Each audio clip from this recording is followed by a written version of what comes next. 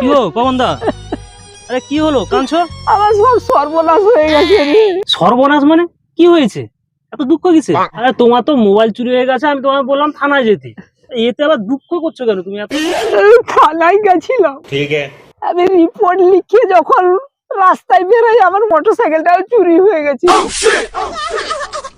আরে একটা সুন্দর দামিকের মোটরসাইকেল চুরি হয়ে গেল। চিন্তা করো না, চিন্তা করো না, উপরওয়ালার উপরে আস্থা রাখো। তুমি মন্দিরে যাও, ঠাকুরকে একটু ঢিলা ফিলা বেঁধে মানসি করবে, দেখবে অবশ্যই তুমি পেয়ে যাবে তোমার বাইক মোবাইল সব। আরে মন্দিরে তো গেছিলাম, আমার সুন্দর একটা বুট জুতো ছিল জানিস, সেই জুতোটা তো মন্দিরে গায়েব হয়ে গেছে। এখন একটা জুতো কিনেছি দেখ, ফুটো ফুটো ফুটপাতের জুতো আছে। তোমার আর কিছু হবে না, তোমার আর কিছু বলার নেই। তোমার লাস্টে তোমাকে কে চুরি করে নিয়ে পালিয়ে যাবে দেখবি। শালা ঠিক বলছো তো, আমাকে যদি তুই চুরি করে নিয়ে পালিয়ে যায়, তার চেয়ে বাবা পালিয়ে যায়। দেখতে